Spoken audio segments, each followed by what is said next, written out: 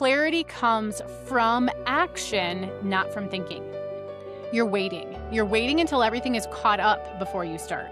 Awareness without action is just going to keep you stuck. Well, I think one of the biggest mistakes that women make is treating all overwhelm the same. We say things like, I need more motivation. We say, I need better routines. We say, I just need to get organized.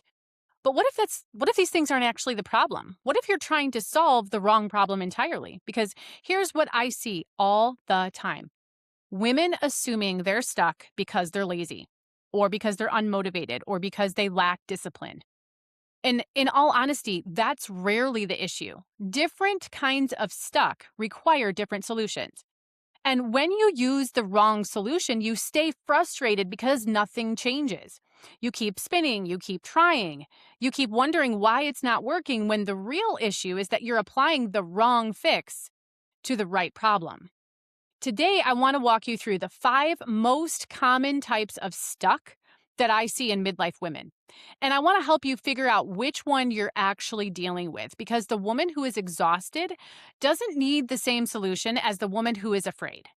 And the woman who is overwhelmed doesn't need the same solution as the woman who's waiting for permission. So let's get into it. Well, if you've been following along and thinking, I need to go deeper, I need more, I want to invite you to something totally free that I've created. It's called Midlife Clutter Explained and Solved. This is my free Substack where every Tuesday I write a deeper unpacking of the real clutter that women are carrying. Not just the piles on the counter, but the mental load, the emotional backlog, the decision fatigue, the overthinking spirals. We break it down, we name it, we untangle it, and then on Fridays, I share a lighter post to help you reset your perspective before the weekend. Something that's grounding and clarifying and, of course, honest.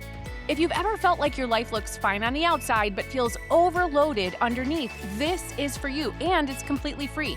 You can read it in 5 minutes or less, or you can sit with it longer if you choose.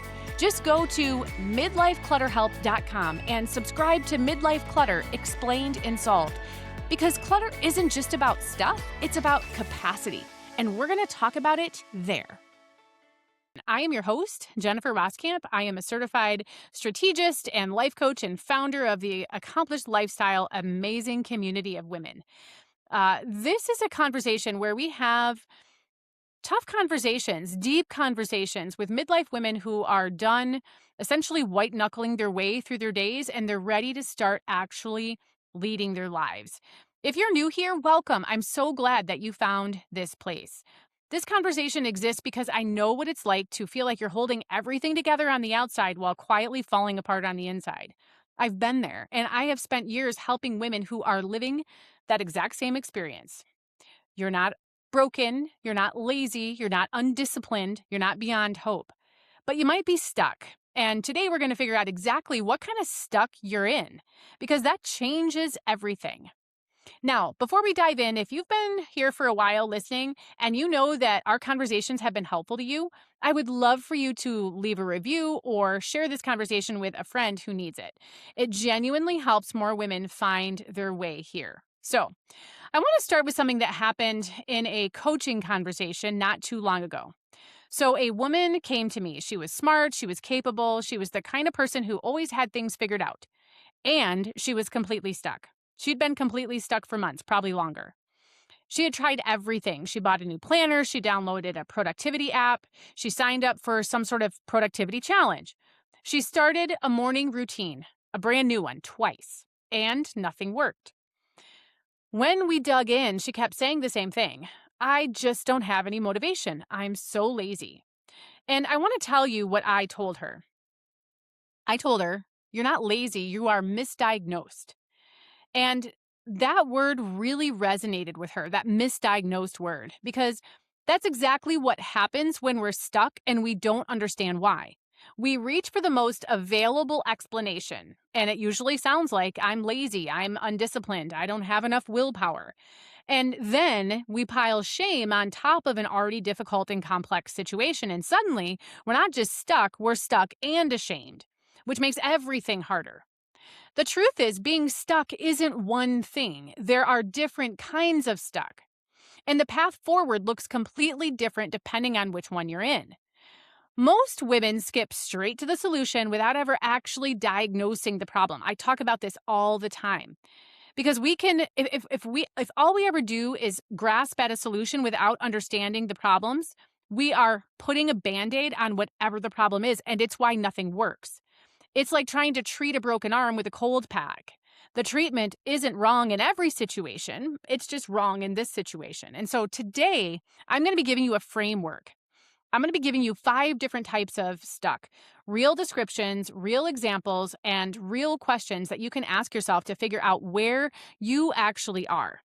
And by the end of this conversation today, I want you to be able to name your type, because once you can name it, you can stop fighting yourself and finally start moving forward.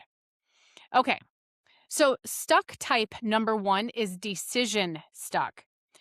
So I want to start here because I think it's one of the most sneaky kinds of stuck that there is. It doesn't feel like a problem from the outside. In fact, it can look a lot like productivity. Here's what decision stuck looks like in real life. You're doing constant research. You are consuming more information than you could ever possibly apply. You're making lists, very amazing, sometimes color-coded lists, right? Categorized, beautifully organized lists. You start things and you stop them. You plan on revisiting and you end up revisiting the same decision 17 times. And underneath all of this is this quiet belief that if you could just gather enough information, you would finally feel certain enough to move. Does this sound familiar? Here's a really honest question. Have you ever spent 3 actual weeks, researching the perfect planner or program or system instead of just taking the next step? I've done that. I know countless women in my community, Accomplished Lifestyle, have done that. And here's the thing. It doesn't feel like avoidance while it's happening. It actually feels responsible. It feels like doing your due diligence. It feels like you're being thoughtful and thorough. But it gets to the point where it's not. It gets to the point where you are now decision stuck. And the real problem isn't lack of intelligence. It's not lack of capability. It's not that you're not ready. It's that you have too many options, and when everything feels important, nothing feels clear. This is essentially decision paralysis, and it is a real cognitive phenomenon, and it is incredibly common in women who are used to getting things right. Because if you're someone who always has things figured out, the idea of making the wrong choice feels catastrophic. So instead of choosing, you just gather more data. You add more to the list. You give yourself more time to think and process. But more thinking and more processing, this is not what you need. Here's the teaching moment that I want you to sit with. The goal is not the perfect decision. The goal is the next decision, and those are not the same thing. When you are decision stuck, you need to stop asking yourself, what is the perfect step? And you need to start asking, what is the forever plan? What is the guaranteed outcome? What will future me think of this choice in 5 years? And you need to start asking one simple question. What is the next obvious step? Not the perfect step, not the step that will eliminate all risk, just the next one. The next obvious, reasonable, movable, you're willing to take it step. Because here's what I know to be true after years of working with women. Clarity comes from action, not from thinking. You will not think your way out of being decision stuck. You will move your way out of being decision stuck. Your ownership for this section, and I want you to actually sit with this, don't just let it wash over you, is this. Where are you gathering information instead of making a decision? Be honest. Where in your life right now are you in a research loop that has gone on for far too long? What decision are you postponing under the guise of being thorough and doing your research and making sure you get it right? Name what it is and then just take the next step, just one. So the second type of stuck is capacity stuck, and this one is massive. Now, I'm going to spend a little extra time here because it is the one that I see most often in the women that I work with, and it's almost always universally misdiagnosed. So let me describe what capacity stuck looks like, and I want you to see if this fits in your life. You are exhausted all the time, not just the I had a bad night kind of tired, but the bone deep, nothing left, exhausted. You're constantly behind. You're never caught up. The moment you check one thing off the list, three more appear. You have very little energy for anything that would be considered extra: time with friends, a hobby, even a quiet moment to yourself. Life feels like it's happening to you rather than something you're actually living. And here's the really painful part. You keep asking yourself, why can't I just get motivated? Why can't I just push through? What is wrong with me? And I want to say this to you both directly and with compassion, because that matters. Nothing is wrong with you. You are not unmotivated. This is an overload problem. This is not a motivation issue. It is a load issue. And those require completely different solutions. So I have to share something personal here because this one is close to my heart. So I have lived this.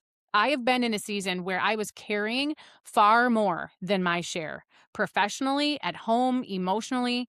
And instead of asking for help or setting limits, I just kept going because asking for help felt way harder than just over functioning. So let me say that again.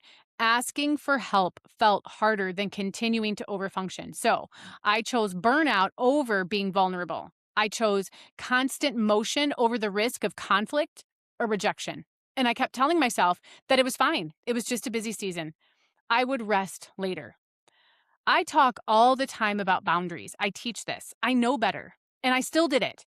And the burnout that followed was real and it was significant. And it reminded me viscerally to my core that no one is immune to capacity issues, not even the coach.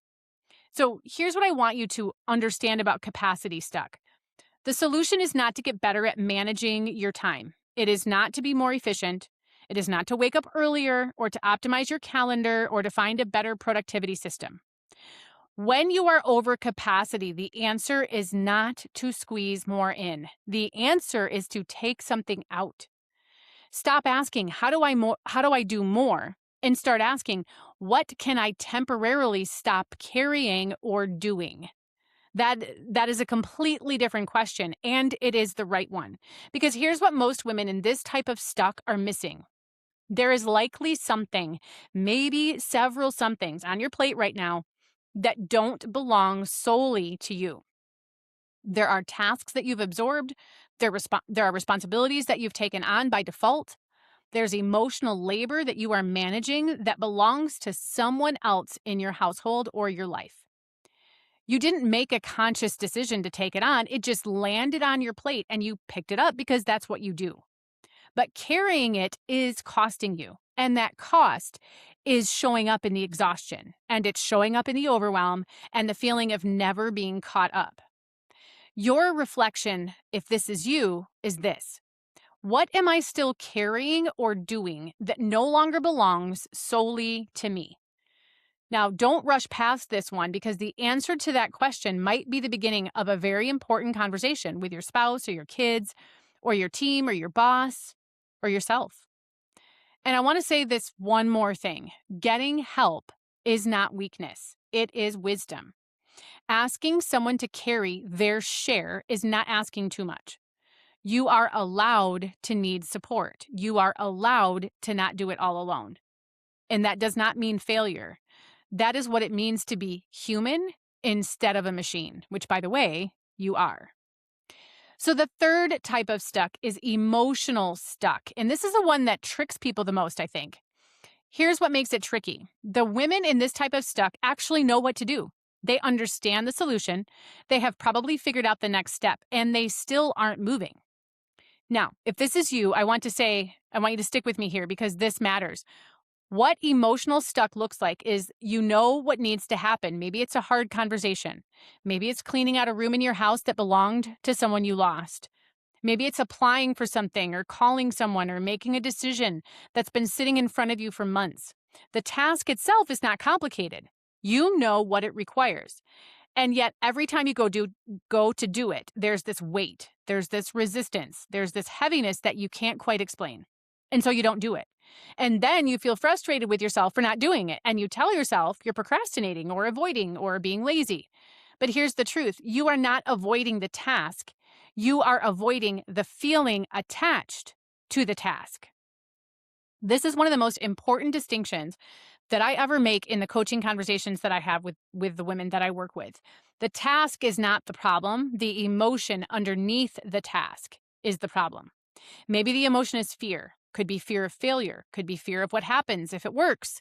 Fear of what people will think. Maybe it's grief. Because completing this thing means acknowledging a loss. Maybe it's guilt or resentment or shame or disappointment. Maybe you're not even sure what the emotion is. You just know that something about this task feels heavier than it should. Whatever it is real, and it is not going away by pushing harder. Willpower does not dissolve emotion. Action taken from avoidance doesn't last. What actually does work is processing the emotion before you tackle the task.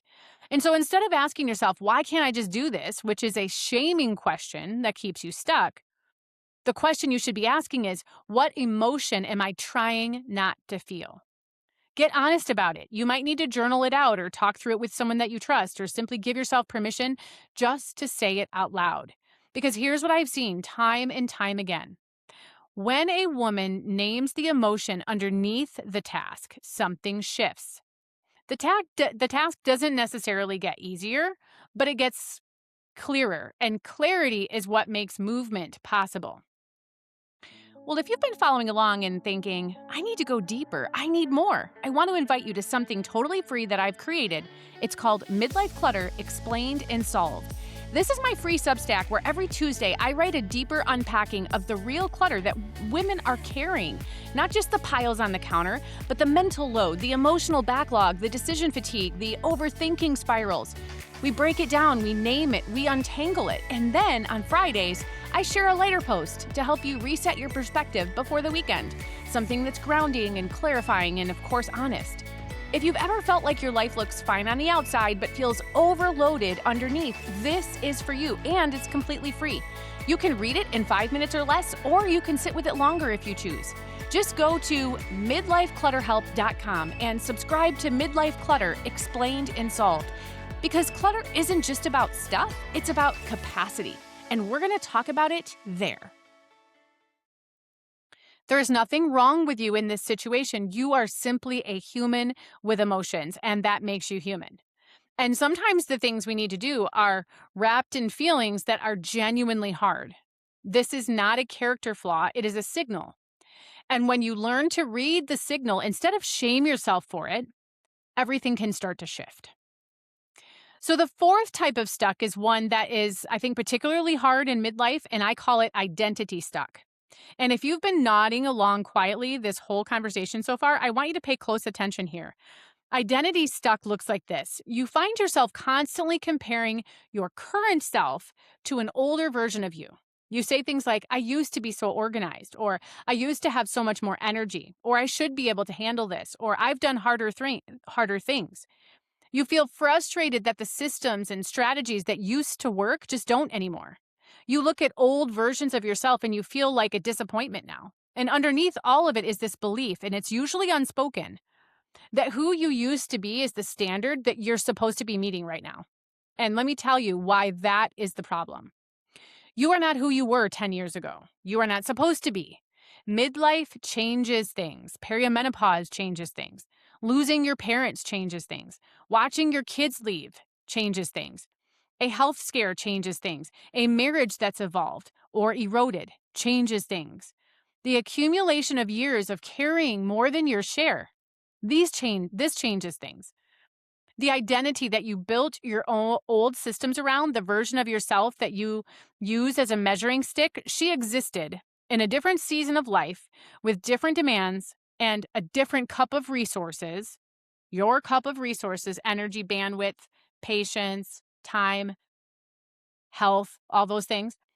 You had a different cup of resources then. And so trying to operate from the playbook that the old you used is like using a map from a city that's been completely rebuilt and expecting to be able to find your way around. The streets don't match. The landmarks are gone. And you keep getting lost and wondering what's wrong with you. Nothing is wrong with you. The map is just out of date. Now, I went through my own version of this. I kind of spent years as what I'd call a perfectionist planner, someone who measured success by how well everything was managed and controlled. And for a long time, that worked. and then it didn't. And the process of letting go of that identity, the disciplined, I've got it together, never drops the ball woman, that was genuinely hard. Not because she was bad, but it was hard because I had tied my worth to her. When that version of me stopped being sustainable, I had to grieve her a little, and then I had to build something new. Systems that fit who I actually was now, not who I was back then. And so, in the same way, the goal for you is not to recreate who you were.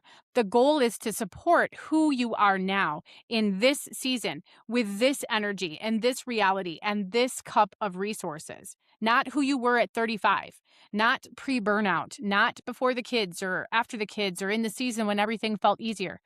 Today's version of you. She deserves systems that fit her right now. She deserves a life that is built around what she can actually sustain right now, not around a ghost of who she used to be. So here's your reflection question if you know that you are identity stuck.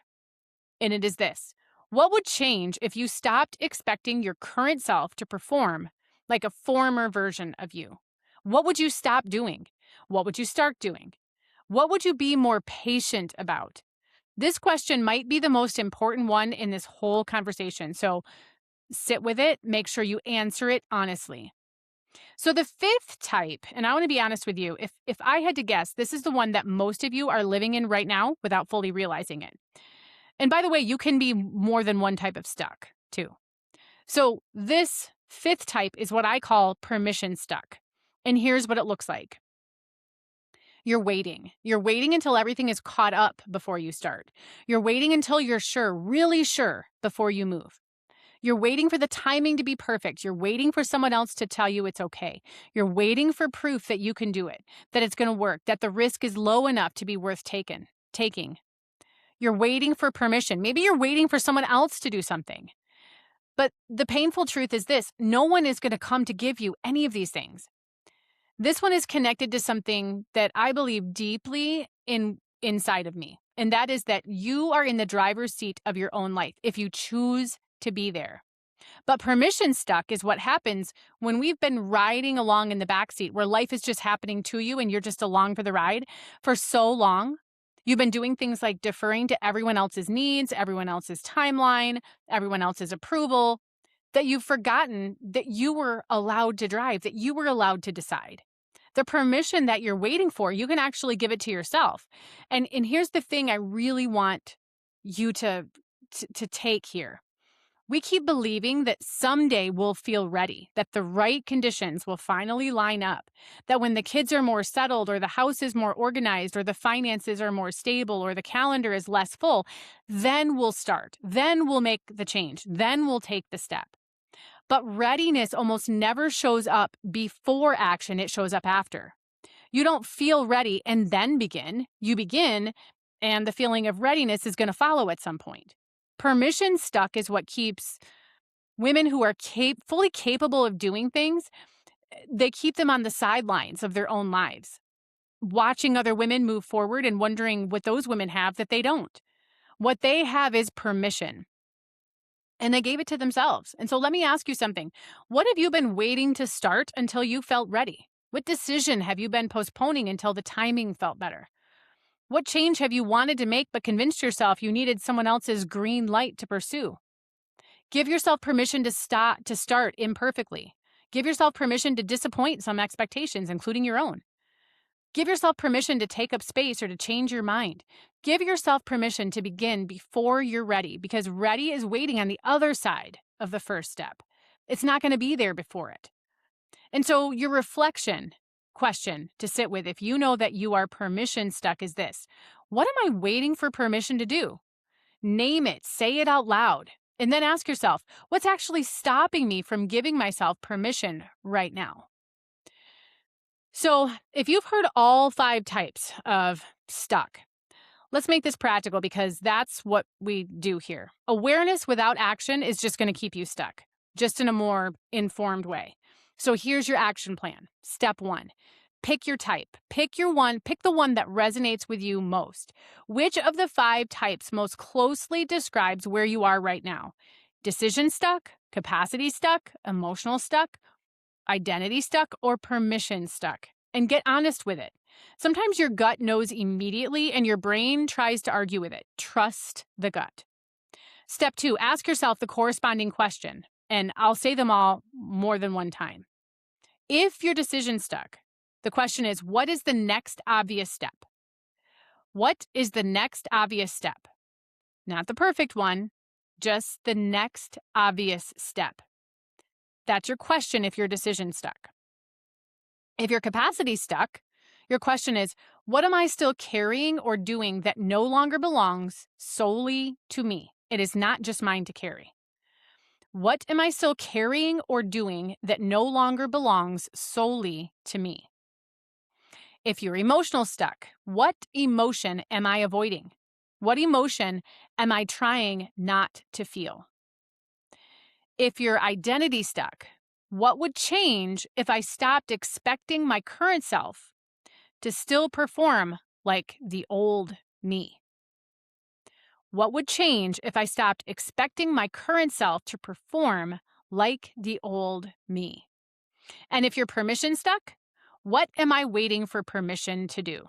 Now, don't try to answer all 5 questions. Pick your one type and ask the one question. That's your whole assignment.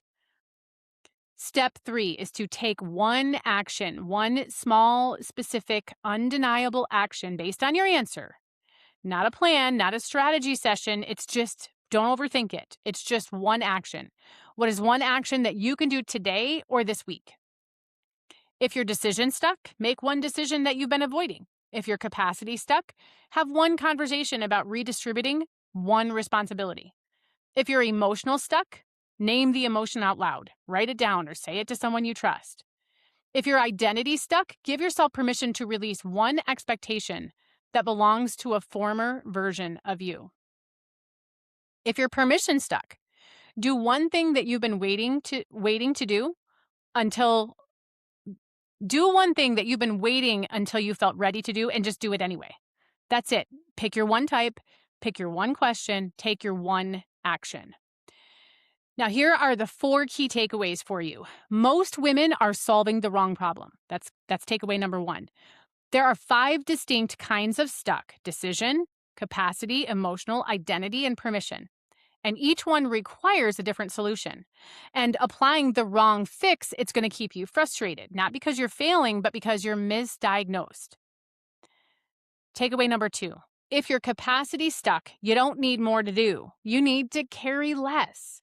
The question isn't, how do I manage this better? It's, what am I still carrying or doing that no longer belongs to me?